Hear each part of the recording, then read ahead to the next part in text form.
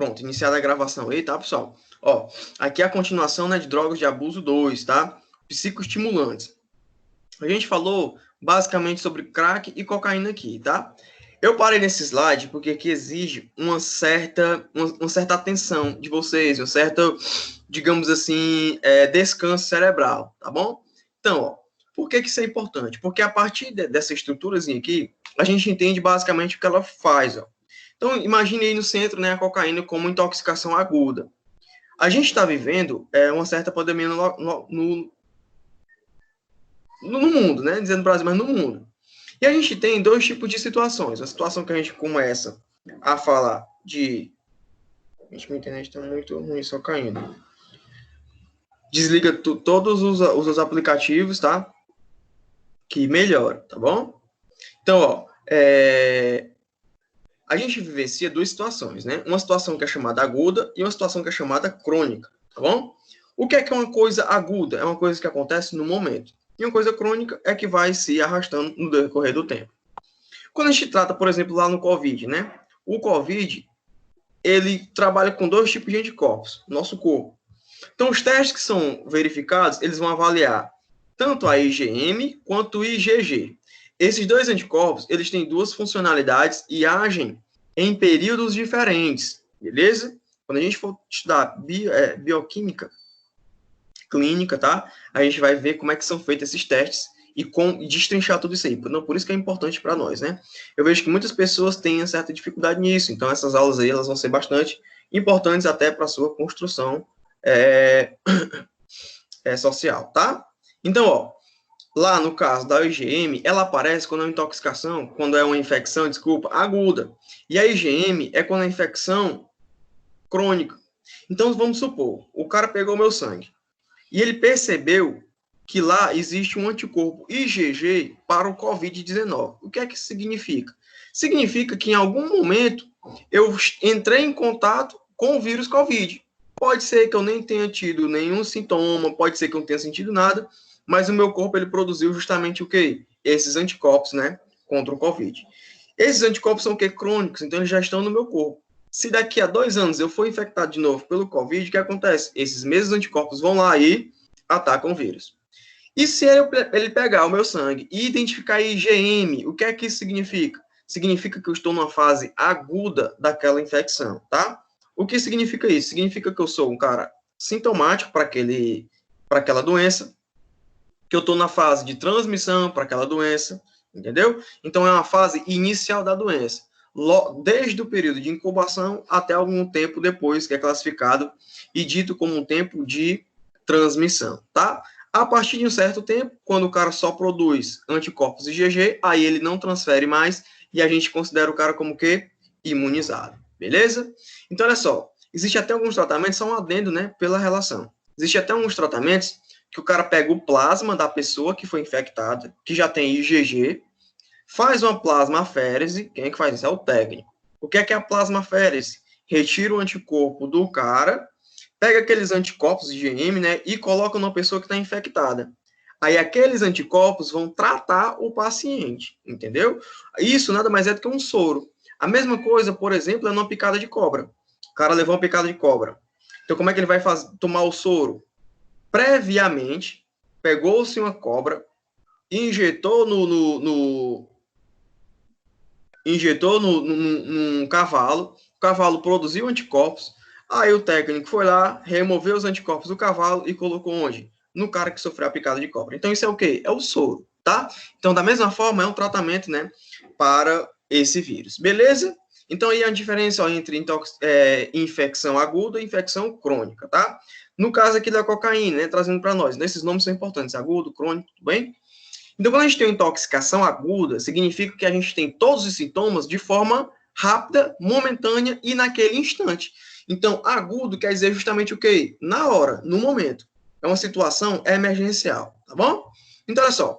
Quando a gente vai aqui para cima, pessoal, a intoxicação aguda de cocaína, ela vai causar uma hipertermia. Por mais que o cara esteja num ambiente totalmente gelado, ele vai ser muito hipertêmico. O que é isso? Um calor absurdo, ele vai suar demais. Isso vai favorecer algumas situações. Que situações são essas? A rabdomiólise e a convulsão. Tá legal? Professor, o que é rabdomiólise? Coloca aí no seu caderno ou no blocozinho de notas, né, que você tem aí do lado. Rabdomiólise é a destruição das fibras musculares, tá? Essas fibras musculares, quando são destruídas, elas vão para a corrente sanguínea e as coisas que tinham dentro daquelas fibras, como o quê? Como algumas toxinas, como algumas proteínas plasmáticas, vão para a corrente sanguínea e vão causar dano naquele músculo, beleza? Esse tipo de dano, pessoal, que já está na sua corrente sanguínea, quando passa lá pelo rim, o que é que ele acontece? Causa uma insuficiência renal. E de forma aguda, porque a intoxicação de aguda, de cocaína, ela está sendo o quê? Aguda. Beleza? Boa noite, Isabelle. Boa noite, Lúcia. Tá tudo ok na internet? Às vezes cai mesmo, tá, pessoal? A conexão, ó, não é o... Por favor, isso aí. Tá bom, vou repetir. Ó, só uma coisa, se tiver muito lento ou tiver com delay, você me avisa para eu só atualizar a página aqui que melhora. Porque aqui, pessoal, a conexão, o problema não é só a internet, é o programa, entendeu? Então, todo mundo entra ao mesmo tempo aí, realmente dá esse delay. Mas vamos lá, ó. A gente está falando de uma intoxicação aguda, né? Tu não falou de intoxicação crônica ainda, né? Não. Tá. Ainda não. Por isso que eu parei aqui, tá? Então, na intoxicação aguda, o principal fator que acontece tudo ao mesmo tempo. Mas vamos de pouquinho a pouquinho. Ó. Primeira coisa que acontece é o quê? Quando o cara tá com intoxicação aguda, no caso por cocaína. Ou atenção, eu tô falando desse caso. Mas você pode expandir isso aí, pessoal, para a sua vida. Então, imagine que você pega uma bula e veja lá que um dos efeitos adversos do cara é causar hipertermia de forma aguda. Aí o que é que você vê? Opa, isso aqui vai acontecer daquela mesma forma e eu ou meu paciente vai ter esses mesmos sintomas. Beleza? Então, olha só. Essa hipertermia vai causar duas coisas. Quais são elas? A rabdomiólise e convulsões. Ao causar a rabdomiólise, e o que é a rabdomiólise? Ó, lise significa quebra. Rábido significa estriado. E mio, músculo. Tá bom? Rábido, estriado, mio, músculo e lise, quebra. Então, é a quebra do músculo estriado. Professor, onde é esse músculo estriado?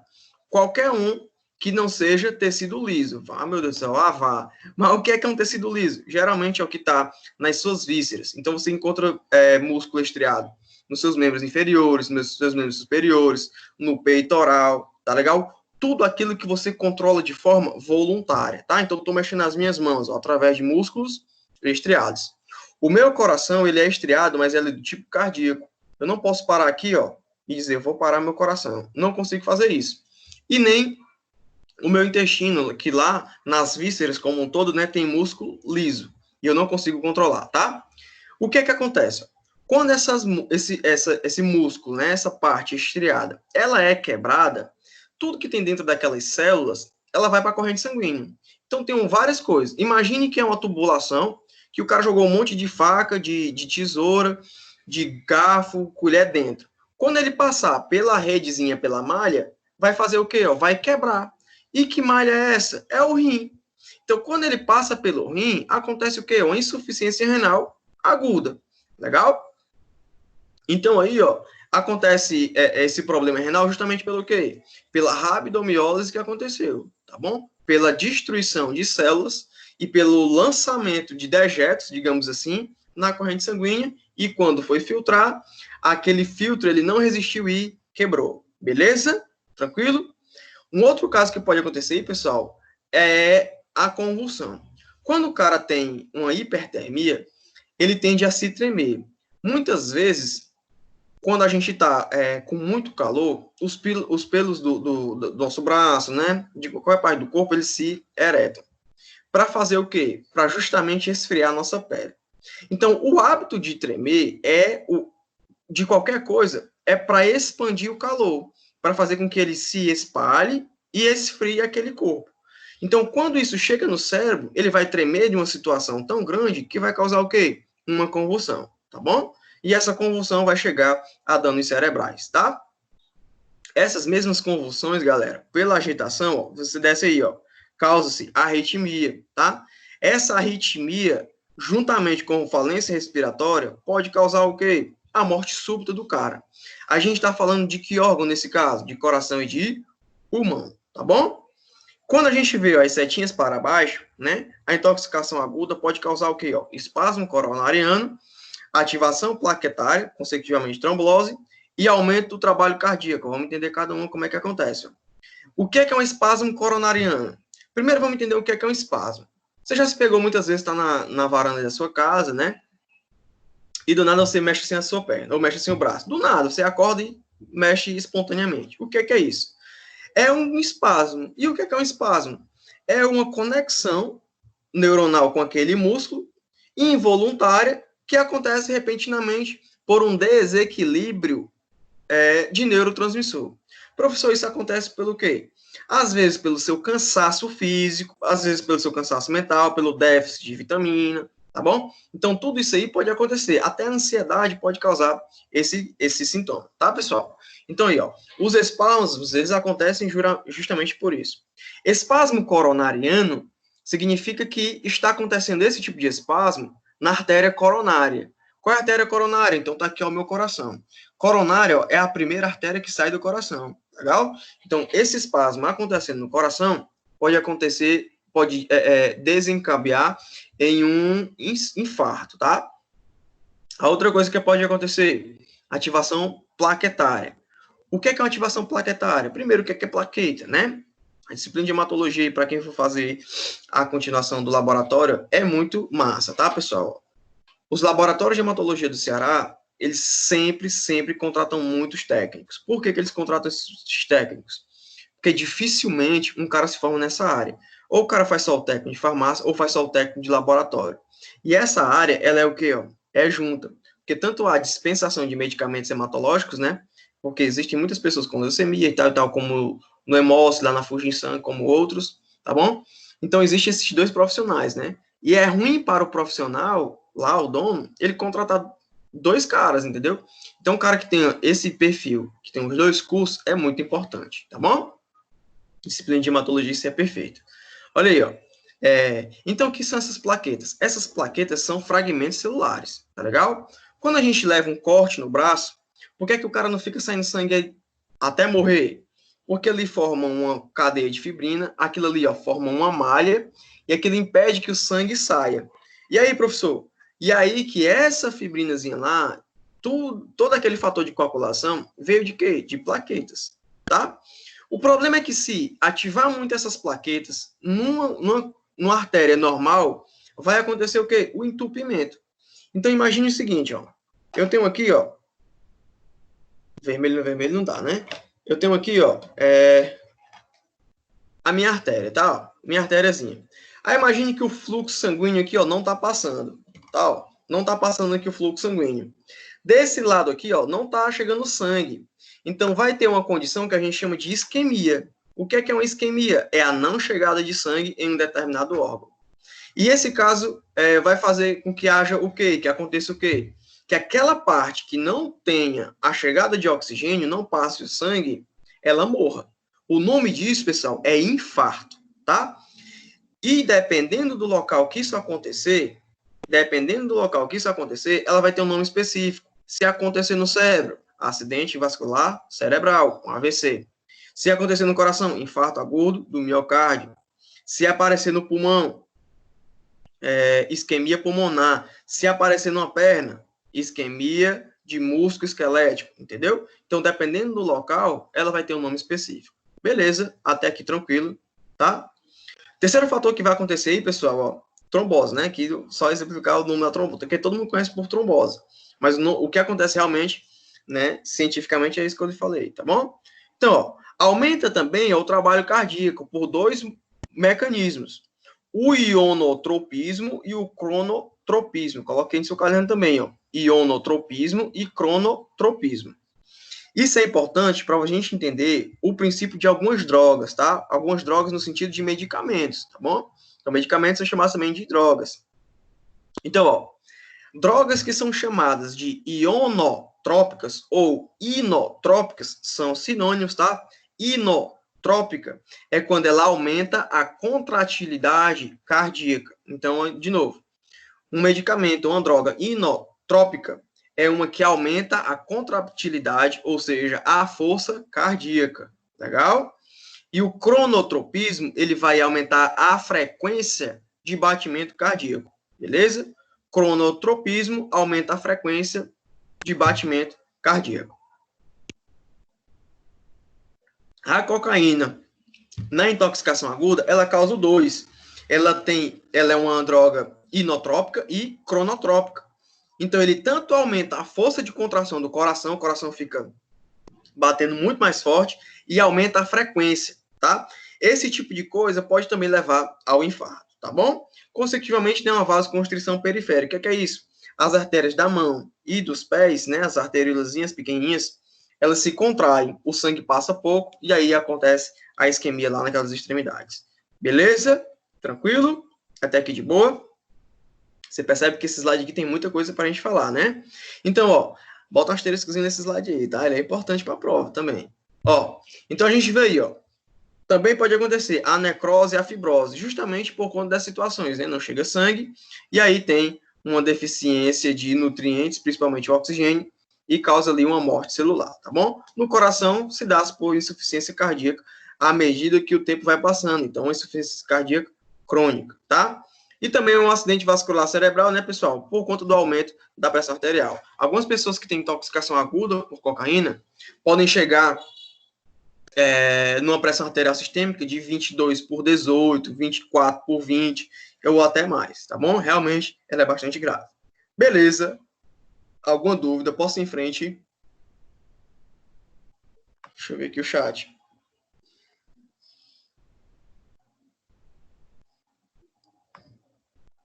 Qualquer coisa é só chamar, tá, pessoal?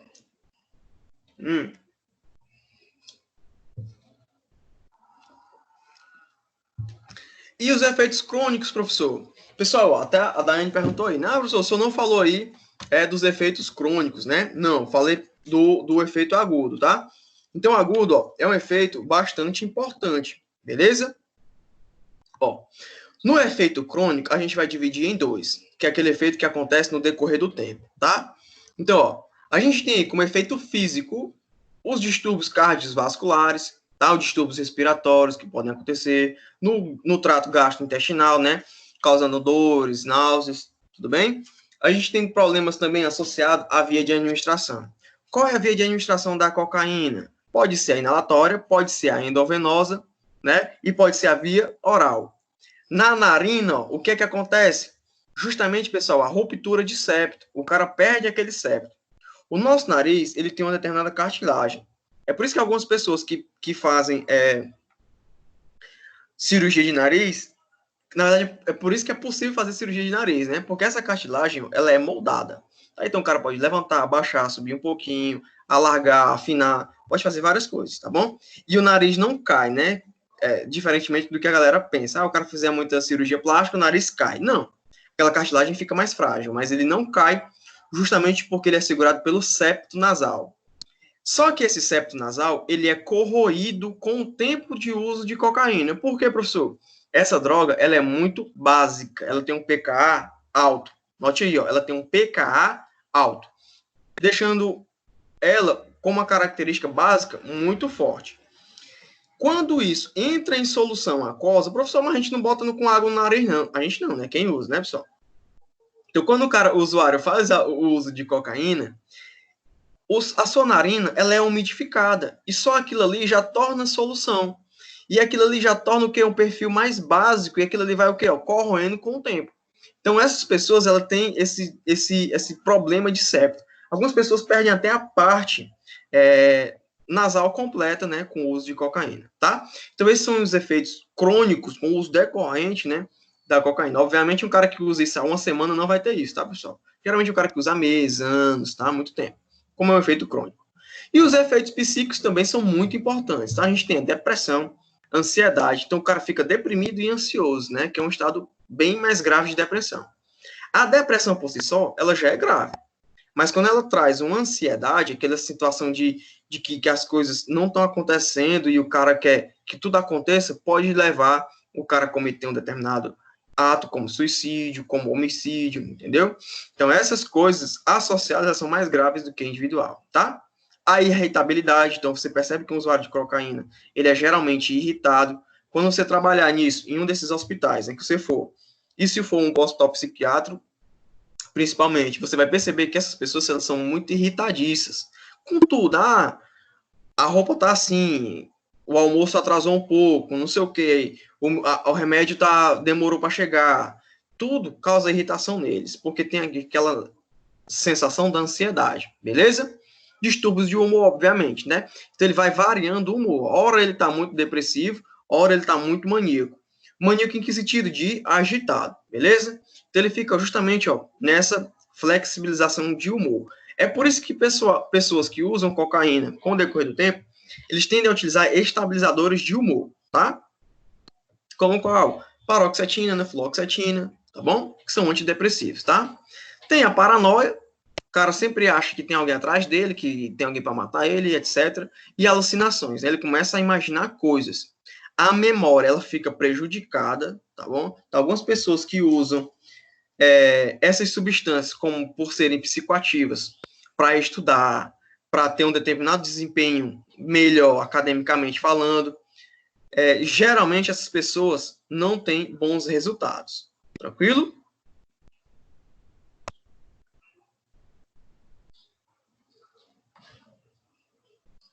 Ó, e a atividade sexual, né, ela é diminuída também, tá? Pessoal, ó, aqui, né, um exemplozinho aí de um quadro, tá? Esse quadro aí, ele é chamado de O Grito, tá bom? Esse quadro, ele foi de Edward Munch. O que foi que Edward Munch falou? Edward Munch... Oi. Sei que alguém tinha falado aqui.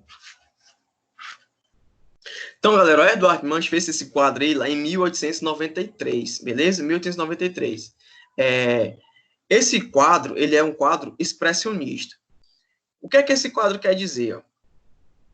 Tipo, você percebe que esse cara, ele tá tipo numa ponte, né?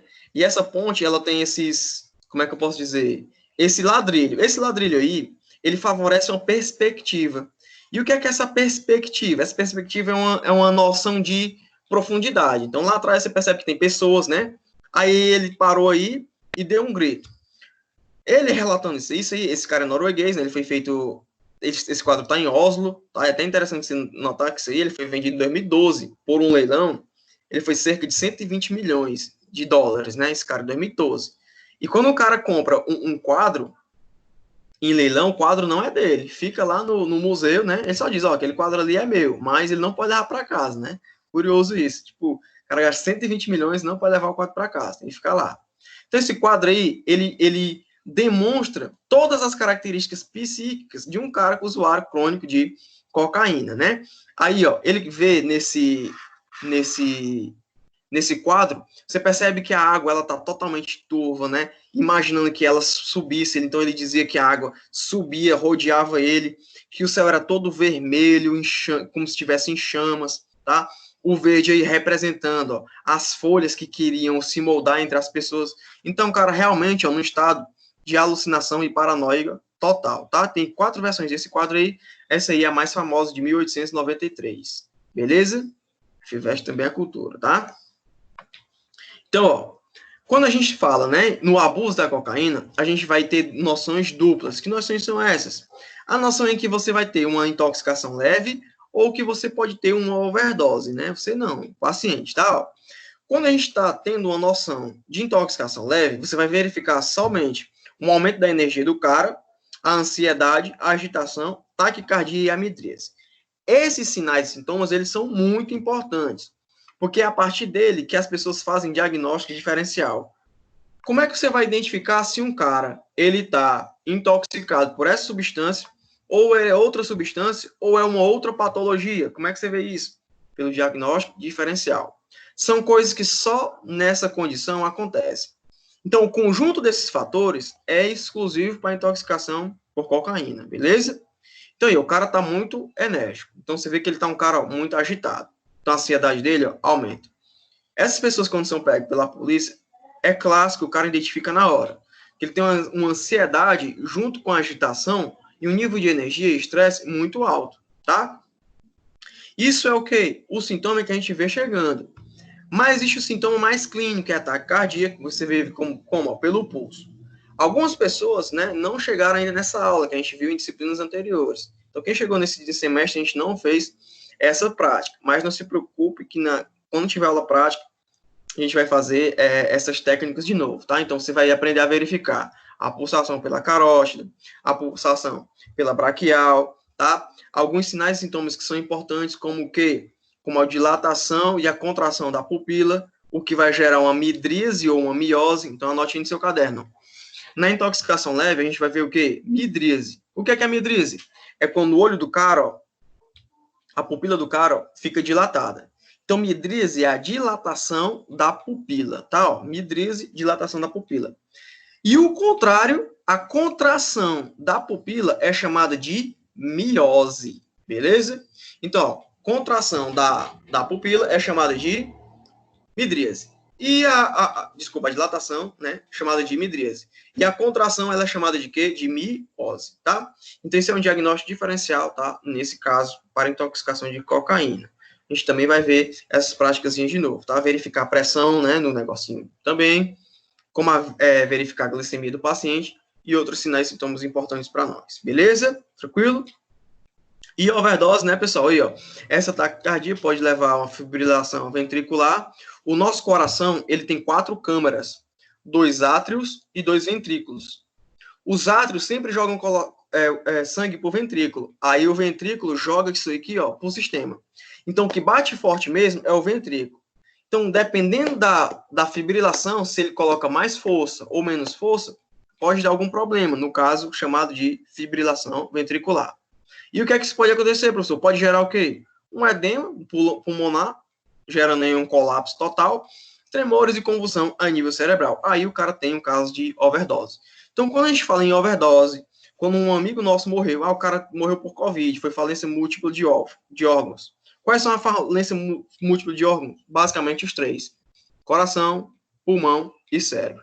Esses 3 órgãos aqui, ó, parando, você diz que houve já falência total, tá bom? Que o cara consegue sobreviver sem o coração funcionando o cérebro, e funcionando o cérebro não funciona o coração. Mas quando os 2 param ao mesmo tempo, aí realmente é difícil. Beleza?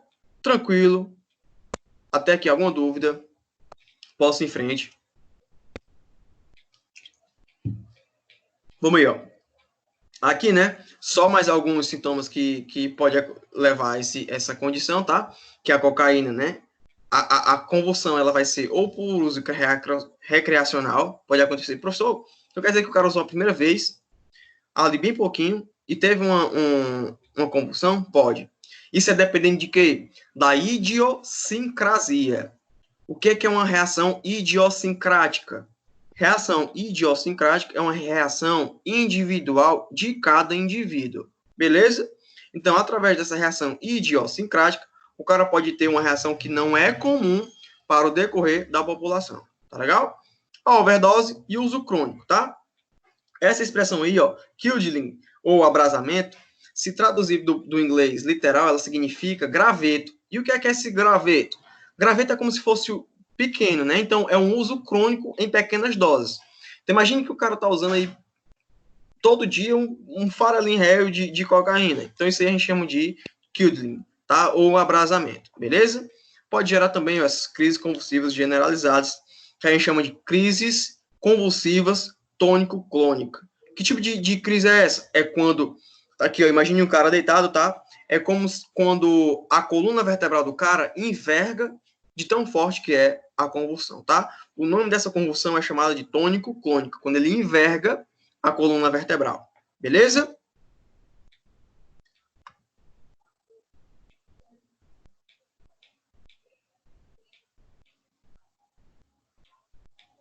Vamos aqui. Ó. E aqui são as características que podem levar, né, pessoal? É a arritmia, a convulsão e a depressão respiratória, corroborando com o slide anterior. Beleza? Ó, aqui são as principais reações adversas. Aqui é importante para nós, tá? Que é onde a galera tira dúvida com nós. Chega lá na farmácia ou no hospital e diz, o que é que isso aqui pode acontecer? Médicos perguntam isso. O excesso disso aqui pode acontecer o quê? Por que ele vai chegar e perguntar isso para você? Porque com essa informação, ele faz um diagnóstico diferencial. Vixe, professor, então quer dizer que eu tenho que decorar? Não. Você tem acesso a essas informações porque você tem acesso aos medicamentos. Então, como é que você tem acesso a isso? Existem alguns programas no computador, se você trabalhar em hospitais, como drugs.com. Então, quando você trabalha lá, o farmacêutico vai lhe ensinar a usar isso aí, tá bom? drugs.com. Ou nas bulas, se forem em farmácia. Mas até em farmácia comercial, existe também alguns aplicativos que são utilizados, beleza? Então, ó, aí em verde, né, entre em verde, ó, very hard é tipo o calor excessivo, né, hipertermia do cara, tá? Embaixo, ó, o briefing é como se fosse a dificuldade de respirar, tá bom? Então, ó, e lá embaixo, né, a síndrome convulsiva. Então, os três principais reações adversas são o quê, ó? Crises convulsivas, a hipertermia e a dificuldade o quê? Respiratória. Esses são os principais três, as três reações adversas. Oh, meu Deus. Beleza? Então, ó, crises convulsivas, hipertermia e dificuldade respiratória. Legal? Tranquilo, galera? De boa até aí. Vamos em frente, tá? Ó, aqui é só um artigozinho que depois, se você quiser se aprofundar mais, vale a pena, tá? Essa aí é uma das principais professoras de neurofarmacologia da UFC. Entendeu? Ela fez um determinado estudo que foi muito interessante. Ó.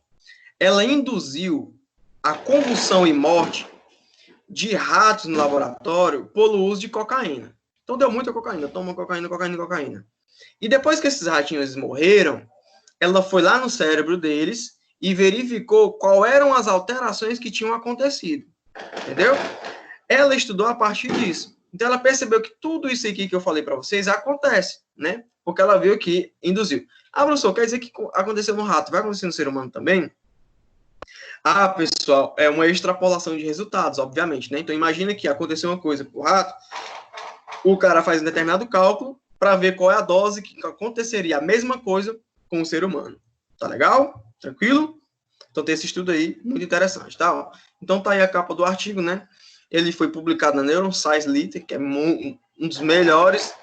das melhores revistas de neurofarmacologia que tá no mundo, tá?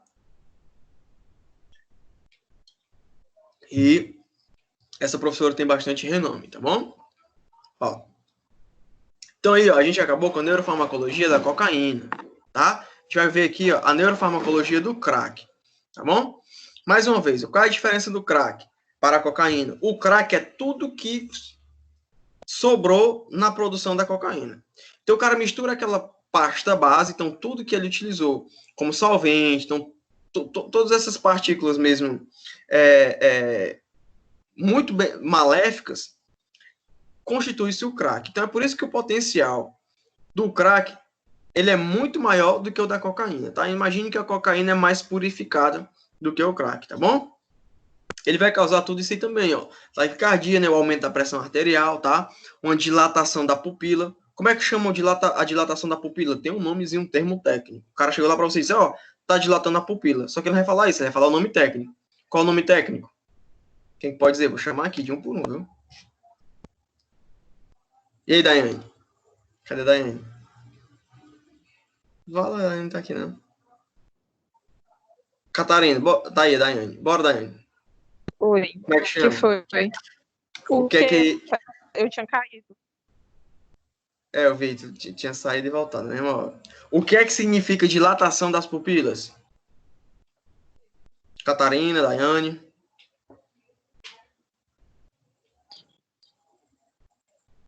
Tipo, o que é uma dilatação da pupila? Sim, o nome daí a Catarina falou, é midríase e tal. É a então, midríase.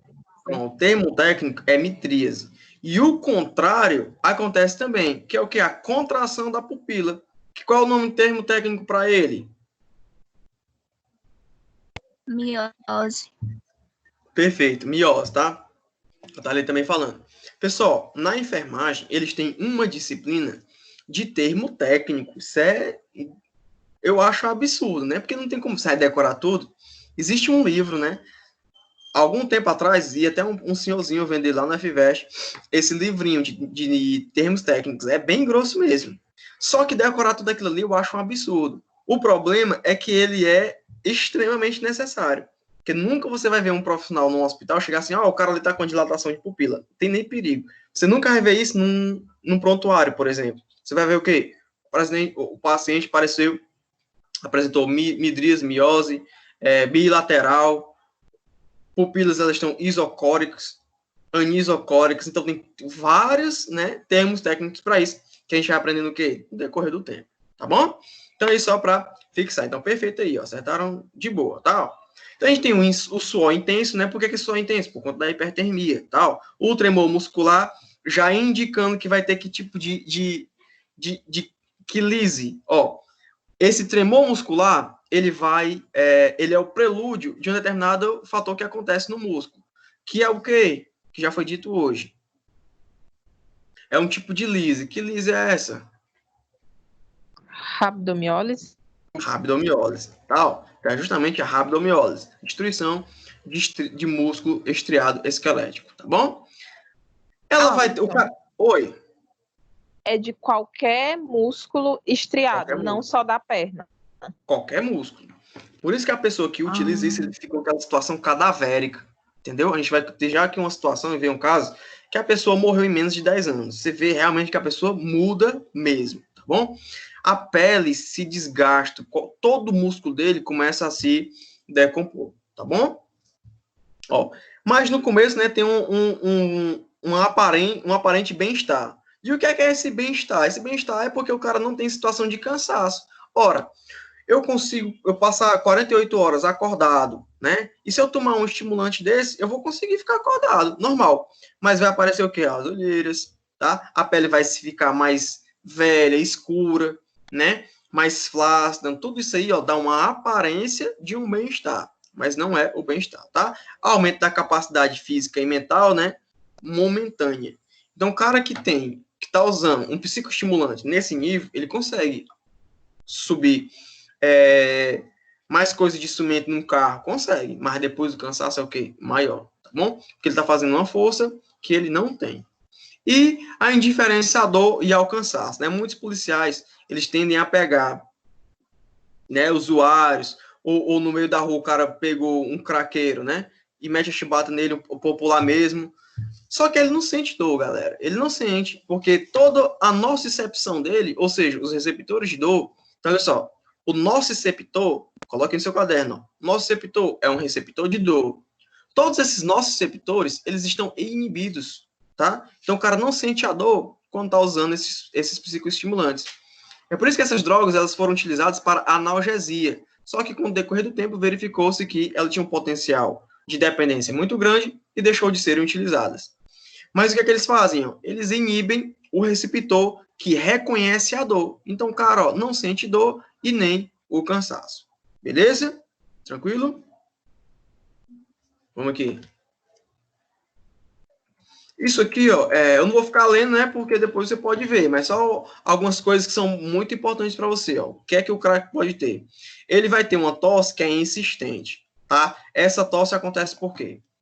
Na nossa via nasal, nós temos células pseudoestratificadas ciliadas. Coloque em seu caderno também, ó. Células pseudoestratificadas ciliadas. Não tem isso aqui porque é uma matéria de histologia, tá? Essas células pseudoestratificadas ciliadas vão perder os seus cílios. E o que são esses cílios? Imagine que são, ó, vassourinhas. Então, quando tem qualquer partículazinha na sua via respiratória, essas partículazinhas vão se mexer, tá? E você vai expelir aquele corpo estranho. Só que com o decorrer do tempo, né, esses cílios, eles vão ficando duros e vão se perdendo, ó. Então, vai ficar só em alguns. E essa varreção vai ficar mais dificultosa. E o que é que acontece? Acontece justamente que o cara vai ter aquela tosse persistente, não vai parar, tá? E aí, não volta, não. Depois que o cílio morreu, não tem mais volta. É por isso que essas drogas, né, a gente costuma dizer que é um caminho sem volta, tá bom? Uma outra coisa importante é a expectoração de muco negro em usuários de crack, tá, pessoal? Expectoração de muco negro. Como é que a gente usa crack? A gente não, né? Os craqueiros. Sempre trago não. Mas os craqueiros, nós não, tá? Ó, os caras utilizam através de cachimbos, né? Aquele cachimbozinho, ele está fazendo o processo inalatório. Então, quando ele inala a fumaça. Aquilo ali prega nos alvéolos pulmonares. E quando o cara expectora, sai na cor negra. Então, é uma condição característica para usuários de crack, beleza? Outros sintomas comuns, né? Como dor de cabeça, tontura, os tremores, tá? Então, isso aí, ó, pode acontecer também, tá bom? Queimadura no lábio, língua e rosto é muito clássico para você identificar, geralmente em periferia, um cara que utiliza esse tipo de coisa. Você compara isso até usuários de maconha. Porque quando os caras estão fumando, aquilo ali não tem filtro. Então, ele chega a queimar a borda do lábio. Então, o cara verifica também isso. Outra forma de você identificar, né, foge aqui um pouquinho, só para dar um adendo, são nas mãos. Porque o cara, geralmente, o usuário de maconha, ele macera nas mãos e fica geralmente amarelada. O do crack, ele pisa também para colocar, ó, em cima do cachimbo. E aquilo ali, como é um solvente, ele derrete aquela partezinha da mão, tá? Essa partezinha onde tem a digital. Aí também é uma fonte de identificação do usuário, beleza? Aqui, pessoal, ó, é a mulher que eu falei para vocês, ó. Essa americana, a Roxanne Holland, ela tinha 29 anos quando começou. Então, olha aí, ó, essa mulher, tá? Ela já não aparentava ser tão nova. Ó, tudo bem. Mas no decorrer do tempo, ó, só 9 anos levou a chegar nesse estado, tá? Percebe aí, ó, que o cabelo dela mudou ou não mudou do começo? Olha como é interessante. Ó, o cabelo mudou ou não mudou? Tá parecido com o começo ou mudou muito? Parece que foi degradado ou não?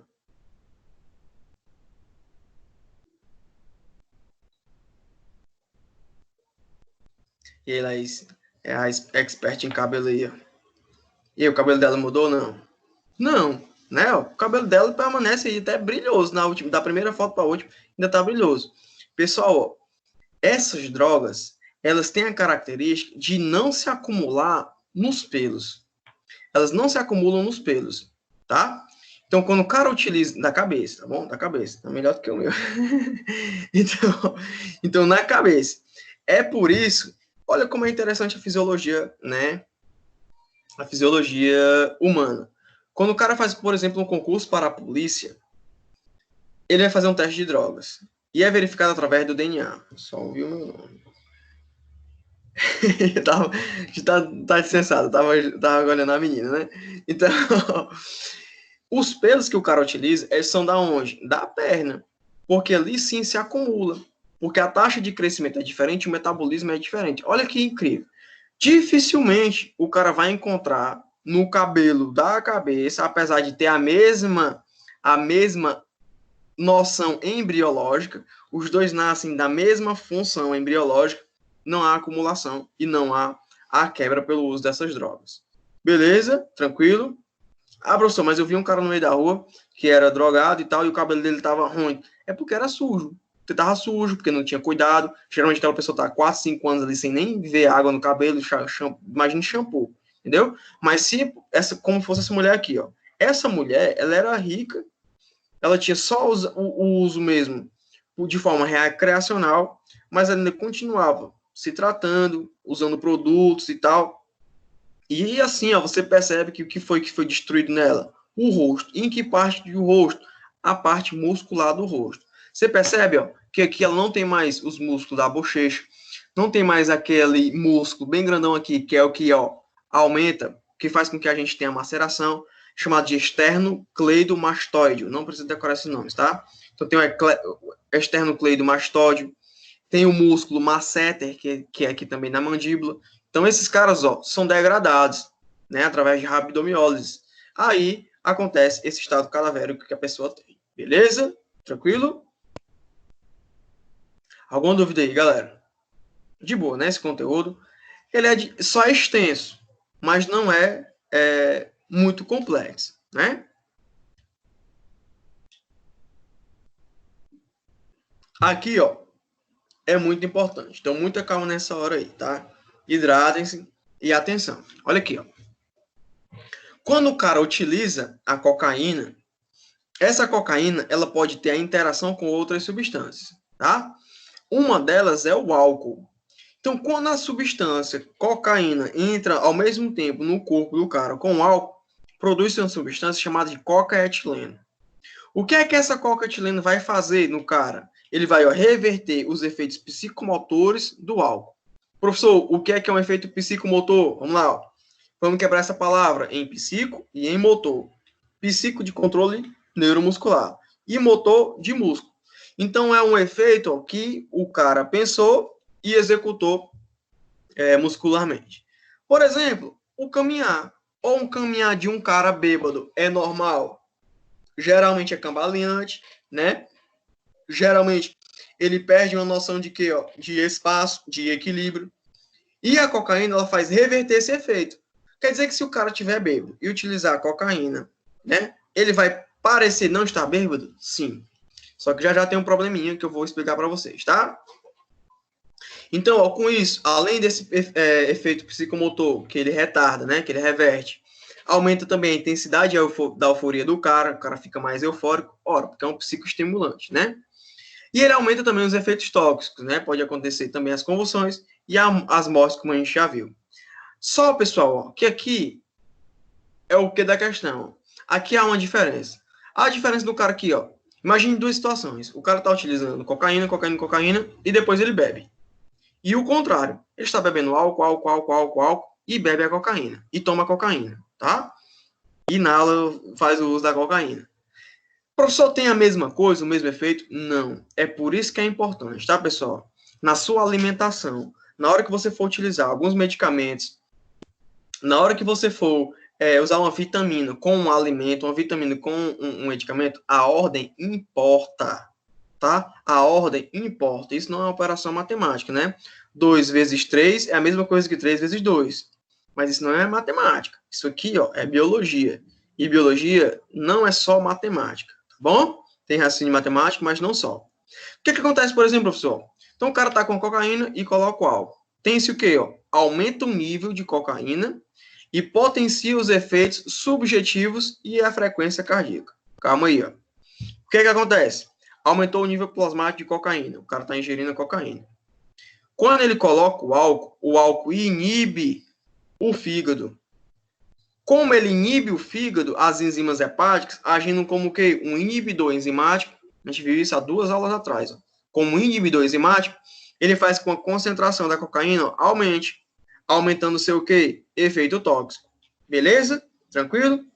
Lembra que há 2 aulas atrás, quando a gente falou de álcool, eu disse que o álcool ele poderia ser um inibidor enzimático ou ele poderia ser um indutor enzimático, dependendo das condições que ele fosse utilizado, tá? Então, esse caso é o exemplo mais punk disso, tá? Então, quando o cara está utilizando a cocaína e usa o álcool entra em que sentido aqui, ó? Como um inibidor enzimático. Professor, como é que o senhor perguntaria isso por nós? Dessa forma. Imagine um cara numa balada, tá lá, utilizou cocaína com os amigos, etc. Bem um texto bem elaborado, né? Aí ele começou a usar o álcool. O que acontece com esse cara e por que acontece isso traduzindo em inibição ou indução enzimática? Pronto, só explica lá. O que foi que aconteceu? O álcool, ele agiu, sendo dado tardiamente, né? Tardiamente, ele agiu como inibidor enzimático, inibindo aquele grupamento de enzimas no fígado, fazendo com que a concentração de cocaína não fosse metabolizada e aumentasse a sua concentração plasmática, aumentando seus efeitos tóxicos. Perfeita a resposta. Tá vendo aí? Tranquilo? Então, desse jeito aí, ó, pode cair uma questão para você aberta. Tá legal? Deixa eu professor, agora deu medo. Se tivesse vendo as carinhas, tava todo mundo assim, ai meu Deus, triste. Mas não se preocupe não, pessoal. É de boa, tá? Ó, e o inverso acontece também, tá? O cara tá com álcool e depois ele coloca a cocaína. E depois ele utiliza a cocaína. E isso vai formar o quê? Vai acontecer uma menor formação de cocaetileno, tá?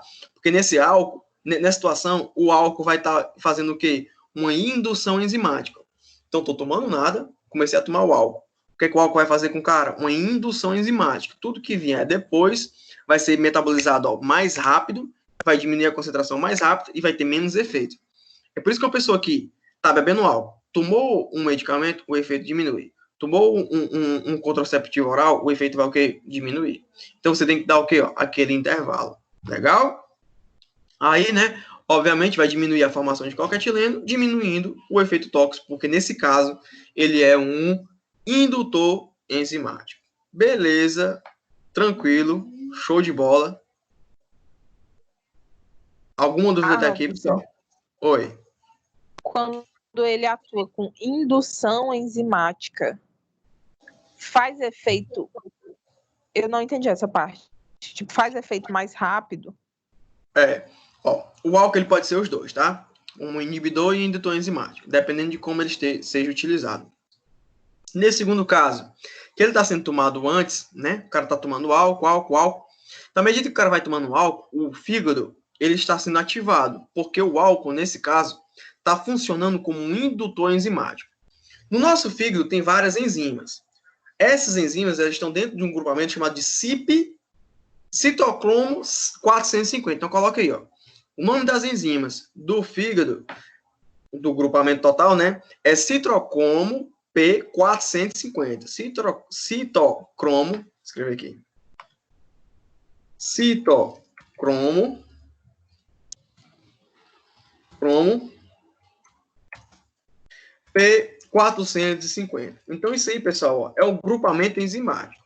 Aí existem várias enzimas. Essas enzimas são ditas como A3, 3, A4, 2, A6, beleza?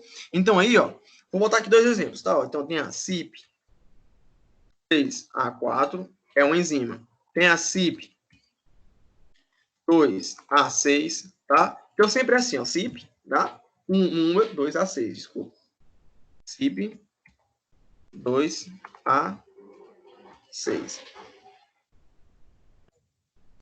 CYP2A6. Então, tem dois exemplos de uma enzima, tá? Essas enzimas aí estão sendo metabolizadas 3A4 de ó. CYP3A4. Essas duas enzimas aí, pessoal, estão envolvidas no metabolismo do álcool. E elas são ativadas quando o cara está usando o álcool. Quando elas estão ativadas, tudo que chegar no fígado vai ser metabolizado mais rapidamente. Então, se o cara está tomando um outro medicamento depois do álcool, ele vai ser metabolizado o quê? Mais rapidamente. Então, se ele para atingir um efeito, ele teria que aqui, ó, passar, né, dessa concentração, ele não chega nessa concentração, ou ele só se iguala ou passa só um pouquinho. Então, o efeito dele vai o quê? Diminuir, porque o fígado está ativado, metabolizando mais rapidamente as drogas que chegam nele, beleza? Inclusive, aí no caso, né, da cocaína. Para a cocaína, isso é ótimo, porque o efeito tóxico diminui, não forma nem esse cocaetileno. Mas, por exemplo, se o cara tiver tomando um medicamento para convulsão, aí ele está tomando álcool antes, não vai ter essa proteção anticonvulsiva. Se a mulher está tomando um contraceptivo oral, a contracepção não vai ter 100% da eficácia, né? Já não tem 100%, geralmente 98%, 99%. Já cai aí para 90%, né? Então, é uma desvantagem bem grande, tá? Então, outros medicamentos que são utilizados, ele podem diminuir o efeito. Oi, Daiane. Então, tipo, bebe o álcool ou a cocaína, o efeito dela vai ser teoricamente menor. Mas isso aí não tem o efeito desejado que a pessoa esperava. Aí ela ela usa mais cocaína. Ela pode ter overdose assim, né? Mesmo o efeito não sendo... Exatamente, tá? Porque ela vai dar uma dose maior, sempre maior, porque ela está num estado de pseudodependência, aumentando a dose, aí pode gerar a overdose, justamente, perfeito. Beleza? Vamos lá. Aqui, pessoal, é um outro artigozinho, tá? Todas essas aulas são baseadas em artigos científicos. Então, além disso aqui, ó, é impossível o cara, né, em livro, tem coisas que nem no livro tem, tá bom? Então, esse cara aqui, ó, também foi dissertação de mestrado lá da UFC, ele estudou cocaetileno, como metabólito da cocaína e etanol. Realmente ele provou que isso existe e como funciona, né, no organismo, tá bom? Com modelo animal, né? Não foi ainda para humanos. Mas existe também, ó, essa pesquisa na revista de Psiquiatria Clínica. Então, aí é bem renomado também esse estudo, tá? Essas três condições aqui, ó, são importantes para nós, né? Identificarmos o que acontece. A gente, às vezes, não consegue diferenciar o que é uma de outra, né? A gente diz, o cara ali é um dependente químico, né? Ele tá sentindo aí uma abstinência, já tá tolerante, tá farmacodependente. Então, como é que a gente diferencia isso? Ó? Esse animezinho aí explica, né, sem ter o que falar. Ó, Nesse caso aí, a primeira, o cara é um dependente. A dependência, ela pode ser de dois tipos, psíquica ou física. Vixe, professor, mas eu já ouvi no jornal o cara falando de dependência química. Pessoal, dependência química é um termo comunitário, tá? Cientificamente, dependência química está dentro de outro tipo de dependência, que a gente vai entender agora. Ó, o que é a dependência psíquica de uma determinada substância?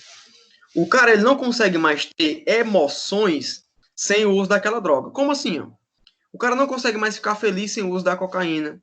Ele não consegue mais ter nenhum tipo de atividade física, né? Psicológica, física. Como assim? Trabalhar. Ele não consegue mais fazer aquilo. Isso é dependência psíquica. O que é uma dependência física? É quando o cara não faz mais nenhuma atividade física ou quando o fisiológico do cara está prejudicado com isso. Atenção, a gente tem a noção de dependência física com o físico, né? Pegar e fazer isso. Não, isso é dependência psíquica. Então, olha só, eu não consigo me levantar para ir trabalhar. Então tá no físico do cara esse tipo de dependência física. Não, essa é uma dependência psíquica, tá? Ele precisa dessa motivação.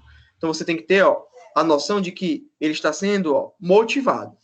A dependência física é o que acontece com o corpo do cara, tá? Como a gente viu aquela americana lá, toda cadavérica, né? Ali, o físico dela já está totalmente dependente da droga. Professor, e se fosse para avaliar, o que é mais grave, né? Uma dependência psíquica ou uma dependência física? Pessoal, a primeira coisa que o cara sente, os artigos que falam isso, tá? É a dependência psíquica. Então, psicologicamente, o cara fica dependente daquela situação. E quando ele chega a um estado de dependência física, a gente já considera que o estado dele é extremamente grave, quase a não reversibilidade. Então, quando chega na dependência psíquica, ele consegue realmente com tratamento, né? Naquelas clínicas de reabilitação. Mas quando a dependência é física, a parte fisiológica do cara parando de funcionar, aí realmente é difícil o cara retornar. E quem é que determina isso? É o psiquiatra? É a família do cara? Não, é justamente o cara. É individual. Tem pessoas, sim, que param de usar essas substâncias pela livre e espontânea vontade. Tem. Incrivelmente tem. Mas tem pessoas, galera, que com os melhores psiquiatras, melhores clínicas, melhor família do mundo, não consegue, porque a dependência do cara é muito grande. Então, quando passa para a dependência psíquica, para a física, ou seja, a emocional, faz com que ele somatize tudo aquilo que ele está sentindo psicologicamente, aí é um estado muito grave. Beleza? Deu para entender isso aí? O que é essa síndrome de abstinência? O nome abstinência a gente conhece, né? É quando a gente deixa de usar determinada coisa por um tempo. A gente sente falta daquilo ali. A gente está com a síndrome de abstinência de quê? De tudo, né? De cinema, de shopping, de praia. Só que a gente consegue viver sem isso. O cara, quando tem uma síndrome de abstinência pela droga, ele não consegue fazer nada sem aquilo. Então, ele começa a somatizar, a ter calafrios, a começar a pensar em coisas. Tem pessoas que são, não só nessa droga, mas, por exemplo, cigarro, né? O cara tá parando de deixar de fumar cigarro. Ele pega cenoura, caneta e fica com aqueles trejeitos de como se estivesse fumando, né? Bota a caneta na boca, né? Traga cenoura, entendeu? Então, aquilo ali já é uma característica de síndrome de abstinência. E a tolerância, o que é? Na medida que o cara vai tomando essas drogas, vai fazendo uso, o seu sistema fisiológico vai entendendo que ele não precisa trabalhar naquela função. Então, vamos lá. A gente viu que a cocaína ela é um inibidor de neurotransmissores, principalmente dopamina, né? E serotonina. Então, o organismo vai perceber que ele não precisa mais liberar tanta serotonina e nem dopamina. Porque o cara está usando uma coisa, né? Que está deixando mais tempo na fenda sináptica e tendo o seu efeito fisiológico. Aí, o que acontece? Para ter aquele mesmo efeito, o seu organismo faz com que você tome o quê? Mais, né? Então, em um exemplozinho, o cara vai aumentando, o charuto, né? Vai aumentando a pedra, vai aumentando as doses diárias de uso, tá? Então, a tolerância é justamente isso. É a necessidade de doses cada vez maiores para possuir o mesmo efeito. Professor, isso existe só com drogas de abuso? Não, com todas as substâncias acontece isso, tá, pessoal? Todas, anti-inflamatórios, tudo. Então, o uso frequente, ele vai causar a tolerância. Obviamente, para alguns medicamentos é maior do que para outros. Existem tabelas que calculam isso, tá bom? Ó, nessa situação aqui, a gente pode comparar na cocaína, né, esses três fatores. Então, por exemplo, a dependência psíquica, sim, há dependência psíquica na cocaína, tá?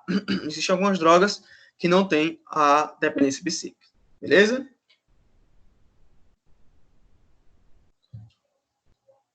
Eita, tô com 1 hora e pouco falando direto. Ó, a tolerância, sim, também há a tolerância. O cara tem que colocar doses cada vez maiores na cocaína também. A dose que vai causar uma overdose é se o cara tomar 5 gramas de uma vez. Professor, quer dizer que qualquer pessoa no mundo tomando 5 gramas morre? Não. Porque existe justamente um tipo de reação que determine isso, né? Que é uma reação individual. E tem um nome para isso, que eu já até falei hoje aqui. Quem que pode lembrar aí qual é o nome da situação e reação individual que vai fazer com que cada indivíduo ele reaja de uma forma diferente no uso de um determinado medicamento ou de uma determinada droga? Daiane? Agora eu tô aqui, é idiosincrasia. Aí, tá aí, a Laís falou. Idiosincrasia, perfeito. Tá? Então, reação idiosincrática, tá bom? E a síndrome de abstinência, ó, é branda, por incrível que pareça, né? Síndrome de abstinência para cocaína, ela é branda. Você não consegue verificar um cara que tá lá no uso de cocaína e eles têm essa sensação aqui, ó. Essa sensaçãozinha de abstinência, eu preciso utilizar. Não. O cara do crack, sim. Ó. Então, aqui, ó. A abstinência do crack, ela é altíssima, tal. Dependência psíquica, até em uma semana. Tem gente que até menos dias, 3, 4 dias, já tem essa dependência física. Tolerância, com certeza sim, né? Porque é uma droga que tem um potencial ofensivo maior, tá bom? A dose excessiva, não tem como mensurar ainda. Porque na cocaína é medida. Então, o cara vende lá aquelas pílulas, aquelas balinhas, né, de cocaína que já tem uma quantidade certa, tá? Já tem um papelotezinho, já tem uma quantidade certa. Mas a cocaína, a pedra, ela pode vir de vários tamanhos. Então é por isso que é difícil o cara verificar a dose que pode matar. Tá bom? Ó, alguns aspectos são importantes para nós aqui, só para pincelar mesmo, tá? Ó, que aspectos a gente já tá perto de terminar, tá, pessoal? Ó, que aspectos são esses, né? É aquele condição psicossocial do cara viver em função daquilo, tá? O que pode levar a um tráfico. E tem um transtorno de personalidade. Que transtorno de personalidade é esse?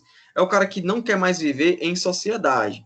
Então, alguns de vocês vão ter contato com pessoas assim, nos hospitais que tem estágio, tá? Geralmente, você vai para um estágio na prefeitura. E na prefeitura tem muito desses pacientes. E esses pacientes, eles têm uma personalidade antissocial muito forte. Então, muitas vezes, ele não se identifica mais na sociedade. Então, trazer ele de volta é realmente difícil, né? É o trabalho que, muitas vezes, os profissionais de saúde também têm que fazer. Tá, pessoal?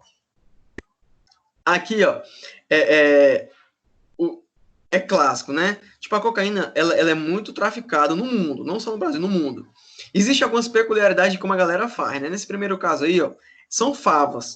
O cara pegou as favas, tirou todas as favas, fez aquelas bolinhas, aqueles papelotezinhos e colocou dentro da fava, pra galera transportar, né? Na outra figura, o chaveiro, né? O cara abriu. Eu já vi situação também de chinela havaiana. Tem a chinela havaiana, aí o cara abriu a chinela havaiana, colava aqui embaixo e colava de novo, botava a cocaína e colava a chinela havaiana, pra traficar também, né? Esse de baixo aí, ó, o tubo de Colgate, o cara tirou tudo, colocou a cocaína dentro e vedou de novo para poder passar. Esse caso aqui, ó, foi também tudo isso foi real, tá? Aqui, ó, foi uma apreensão daquele computadorzinho da Xuxa, que o cara colocava, fazia uma excursão de criança, colocava várias crianças com esses computadores e botava dentro do computador, né? Eles acreditavam assim, não, se levar com criança, ninguém vai investigar, né? Mas aí acharam estranho, cada criança tem um bichinho desse da Xuxa que era caríssimo. Aí verificaram, passou no raio-x e viu que ali tinha cocaína dentro, tá? Aqui, pessoal, são doces. O cara pegou o recheio, olha como é que é a mentalidade, né? Se for utilizado para o bem, cara pegou os recheados de chocolate, né, os docinhos, e no meio tinha como se fosse o recheio de um bolacha de recheado de chocolate. Aí ele tirou o recheio, fez uma pastazinha com cocaína, diluiu e colocou no meio. Botou para congelar e ali tentou passar como se fosse um recheado normal. Botaram também pneu de carro, né, em várias situações. O que é muito comum para nós, pessoal, são as mulas. Então, você trabalhar no JF ou no HGF, você vai ter muito esses contatos, tá? No estágio do JF, vai acontecer isso também. O que é que isso acontece? Muitas vezes, a Polícia Federal chega lá e leva esses caras para o CIATOX. Aí chega no CIATOX e a gente tem que fazer a conduta clínica dele. Por quê? Esses caras, eles embalam essa cocaína, geralmente em plásticos, e engolem. Para depois sair, né, por via fecal mesmo, tá? Toma um laxante e por via fecal quando ele chegar no país de origem, geralmente Europa. Então o cara sai do Brasil, vai para a Europa, na maioria dos casos, tá? Dificilmente para os Estados Unidos, que tem uma fiscalização maior, tá bom? Só que o que acontece? Essas pessoas, elas têm que ter devem tomar um determinado cuidado, não podem comer, tá? Então é por isso que existe aquela velha máxima, né? Ah, tá com suspeita se o cara é mula ou não, fornece a ele Coca-Cola. Por quê? Coca-Cola é corrosiva. Pode corroer esse emplásticozinho aí, né? Esse negócio de plástico, tá? Aqui é como se fosse uma luva. Geralmente é um plástico. Corroendo, vai liberar a cocaína de uma vez, tá? E o cara tem uma overdose na hora. Obviamente não pode fazer isso, né? O cara faz só o sugesto para saber se o cara vai ou não tomar, né? Então, se ele evitar assim, ó, então já é um indicativo que tem. Aí leva justamente o cara para fazer o raio-x para identificar isso aí, né? Que o cara tomou. E ele vai ser considerado como mula, que isso aí é um tráfico de drogas. Um caso interessante aqui para vocês, ó. Nada vez o paciente lá no JF, ele chegou com mula, né? A Polícia Federal levou ele para nós lá. E a gente foi fazer o raio-x. Aí até eu falei, cara, tira a bermuda, porque senão o botão da bermuda vai parecer que seja mais uma pílula de droga e o cara vai fazer tu tomar o laxante de novo. Ele tomava o laxante, ficava aquele aquele odor horrível, né? Expelia várias coisas. Teve um cara que expeliu 57 bichinhos desse aí, né? Aí ele pegou e não vou ficar no não e tal, e fez o raio-x com a bermuda, né? O policial federal disse, ixi, tem esse bolinho de novo aqui, vai tomar mais laxante, tome mais uma hora, o cara sofrendo no banheiro. Aí disse, não vi aí, vai querer tirar a bermuda não. Aí ele tirou a bermuda e fez o raio-x que viu que não tinha mais, tá? Professor, e sai tudinho assim de uma vez? Sai tudinho de uma vez, porque esse aqui é tão embalado, galera, tão embalado e duro mesmo, que ele não degrada. A não ser, né, com substâncias cáusticas, como a Coca-Cola, tá bom? Aqui, ó, só a forma de tratamento, né, para a gente encerrar. Como é que se deve dar o tratamento para essas pessoas? Geralmente é psicossocial, tá? Então tem que ser um tratamento psicobiológico. Não há como o cara pegar um cara e internar de forma ativa. Tem um artigo muito importante que eu até esqueci de botar aqui, para as próximas aulas eu vou lembrar de botar esse artigo, que mostra que quando um cara ele é internado de forma compulsória, o tratamento dele não dá benefício, não gera a melhora. Então o cara tem que reconhecer que ele precisa daquele tratamento. Então nesse caso, aí o tratamento ele pode ter, né, uma melhora psicossocial. Então se ele for pego, né, existe até um programa aí de TV, para não dizer o nome, que você chamava, né, tinha um familiar seu que usava droga, você chamava esse programa, o cara internava não, internava compulsoriamente os caras. E nenhum deles voltou, né, para a sociedade, porque justamente eles não queriam justamente ser internados, tá? Então eles precisam ter aquele convencimento psicobiológico, beleza?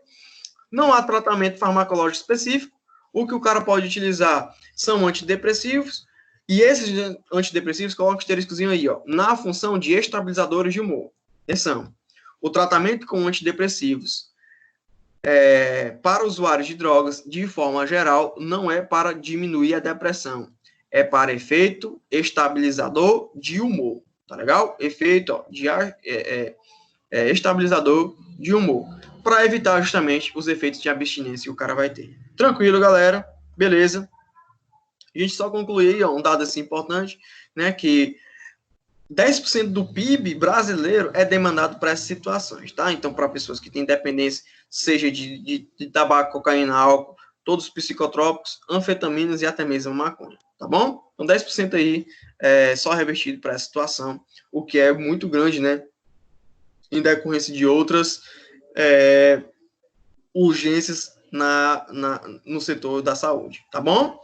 Beleza? Alguma dúvida em relação a essa aula? Aqui a gente termina a psiconeurofarmacologia, tá?